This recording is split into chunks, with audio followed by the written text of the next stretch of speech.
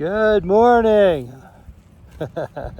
All right, today is the day we're going to do section 8 and finish this bad boy up. All right, I've heard there's mud and snow on the trail. I guess we'll find out in a little while.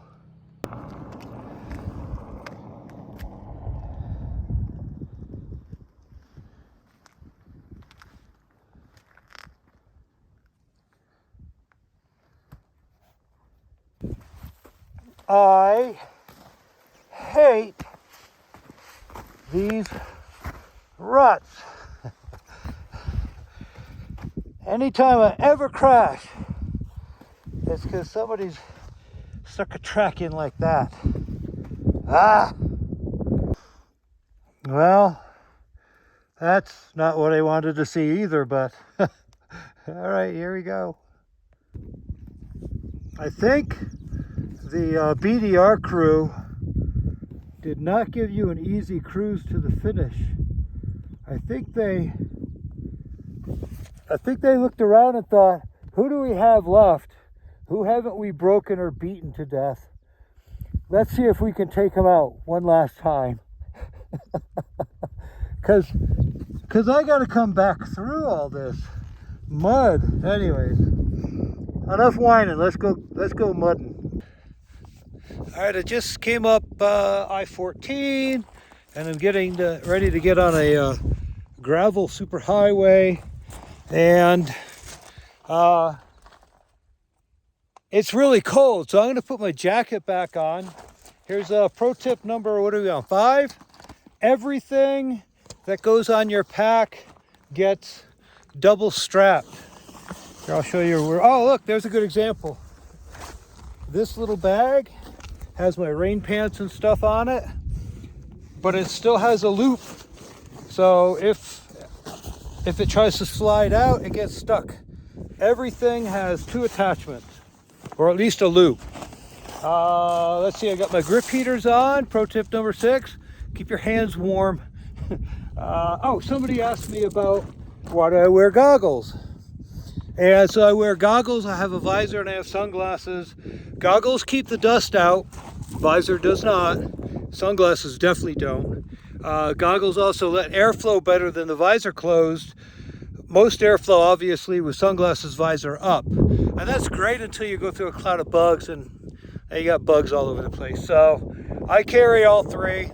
Well, technically the visor's always there, so I don't carry it, but you get what I'm saying. Visors are great when you're off-road, it's dusty, and there's bugs out, so you don't want to get splattered in the face. All right, I'm going to put my jacket on, and we're going to go that way. It looks dry. This might be a problem, I guess. I guess we'll go and just have a look-see.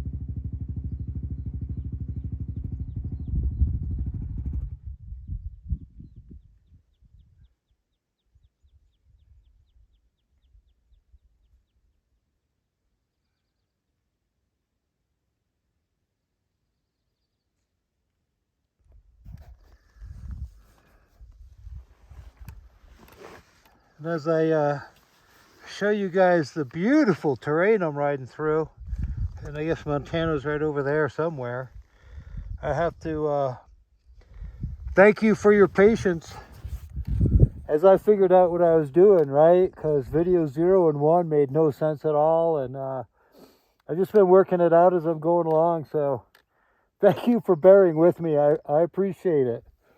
All right, now let's head over there, see what's over there. Well, it's not an emergency, but you can see from that tip over and probably others, my muffler is shifted in a little bit. Maybe the tab up there is bent, and it's shaving my tires down, and it's getting worse. So I only have, I don't know, 3 inches of travel.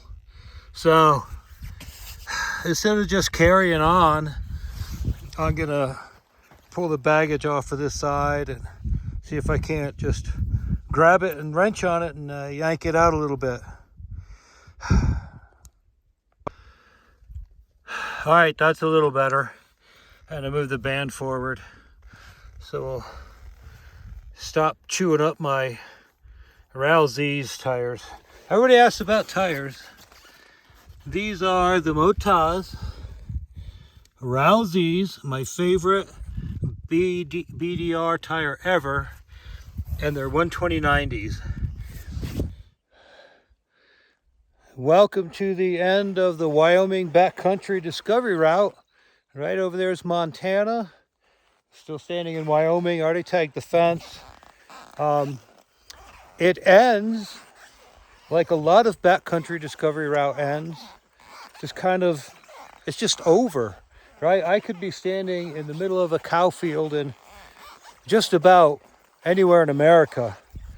And I think if you're looking for that kind of experience, a destination, you are going to miss out on everything else.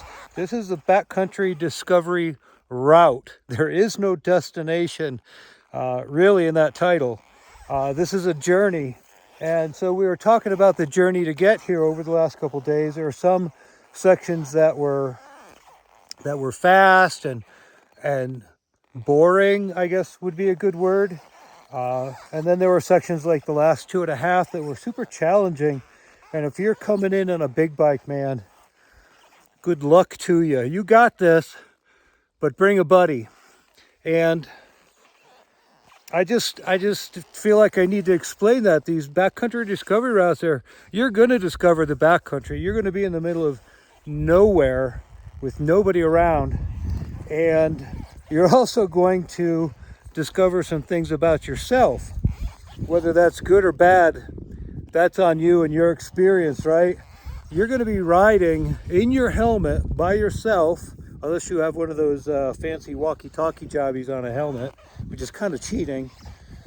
You're in there with your own thoughts. You're trapped with yourself. And on this journey, you're going to learn a couple things about yourself.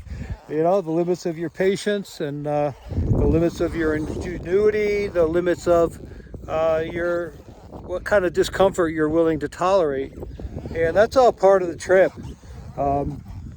So anyways, I don't want to get too weird about this whole thing. I just rode my motorcycle across Wyoming. That's all I did. There's no Zen moment here. I am not now a Shaolin monk. And if you do the same thing, maybe you will be the Shaolin monk. I don't know. I can't wait to see your video. Anyways. All right. With that, I'm going to thank you one more time for sticking with me through this whole experiment of recording everything on my iPhone. I don't have any recording equipment. Actually, I do. I just don't bother breaking it out. This was going to be the lowest production possible, and it really has been. And you guys stuck with me. I might spice up the videos like next year. I've got a ton of GoPro footage. I just haven't figured out how to merge those two.